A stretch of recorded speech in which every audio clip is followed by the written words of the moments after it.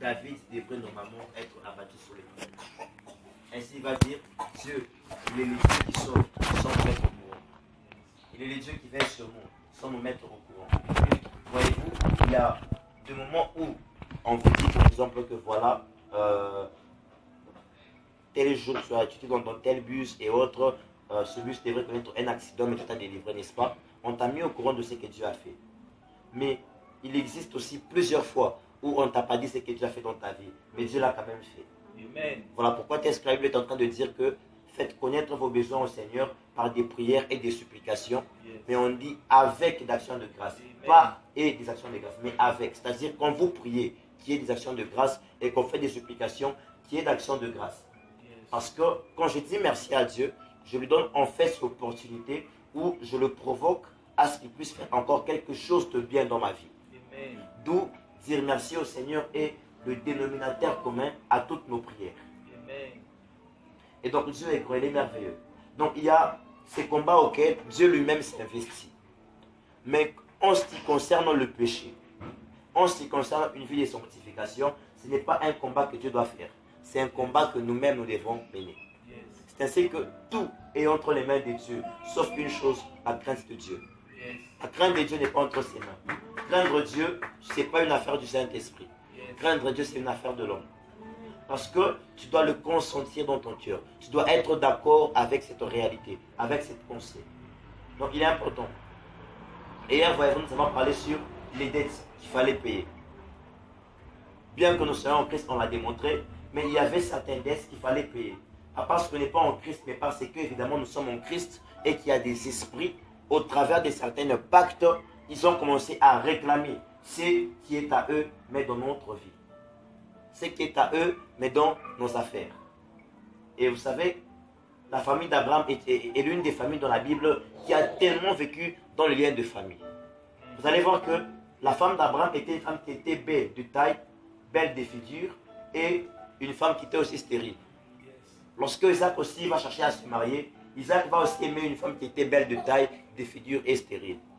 Lorsque Jacob aussi va chercher à se marier, Jacob va aimer Rachel, qui était différente de Léa, parce que Rachel était belle de taille, de figure, elle était aussi stérile. Donc dans cette famille-là, papa, les hommes étaient attirés par un type de femme. C'est là qu'on a souvent dit que les hommes épousent en fait leur mère. Et les femmes épousent aussi leur père. Okay. Je vous dis, il n'y a pas une cuisine qu'un enfant puisse aimer comme la cuisine de sa mère. Okay. Donc ma soeur, le jour où l'homme de ta vie va te rencontrer, il faudrait que tu puisses préparer avec les goûts de sa mère. Lorsque tu fais une sauce d'une manière un peu comme sa mère ne présente pas, il y aura un dégoût, bien qu'il serait à la table. Amen. Donc les hommes de la famille d'Abraham étaient attirés par des femmes qui étaient belles de taille, belles de figure, mais aussi qui avaient un problème de stérilité. Dans cette famille, tous les fils aînés avaient un problème de manquer l'héritage. Le premier fils biologique d'Abraham, Ismaël, n'a pas eu l'héritage. C'est Isaac qui a eu. Le premier fils biologique d'Isaac, Ésaü, n'a pas eu l'héritage. C'est Jacob qui a eu. Et le premier fils de Jacob, biologique, Ruben, n'a pas eu non plus l'héritage. Donc il y a des familles où il y a certaines choses qui marchent tellement comme ça. Et je vous ai dit, dans cette famille-là, la prophétie disait qu'il devait manger les produits qui venaient de la terre. Mais Abraham était un berger. Isaac était un berger. Jacob était un berger. C'est moi le petit Joseph, il est venu. Et lui, il va voir cette prophétie se réaliser. Pourquoi? Parce que Dieu avait donné 2 prophéties à Abraham. La première prophétie, Dieu a dit à Abraham que ta postérité sera comme la poussière de la terre. Or, il y avait une prophétie qui était venue avant. Cette prophétie avait dit que le serpent devrait manger la poussière de la terre. Ce qui fait que la descendance d'Abraham devrait être dominée par le serpent, devait être dominée par les sorciers, devait être dominée par l'occultisme. Mais Abraham qui a compris ces choses, excusez, qui a compris ces choses, la Bible dit, ne méprisez pas les prophéties, mais examinez-le. Qu'est-ce qu'Abraham va faire? Abraham va travailler encore, il va travailler jusqu'à avoir beaucoup de biens et aller remettre sa dîme à Melchisédek. La nuit même où il a fait cet acte prophétique-là, cette nuit-là, Dieu va vers Abraham. Il dit à Abraham, Abraham sort dehors. Abraham il sort et il dit, regarde les cieux. Il dit, tu vois les étoiles là, voilà.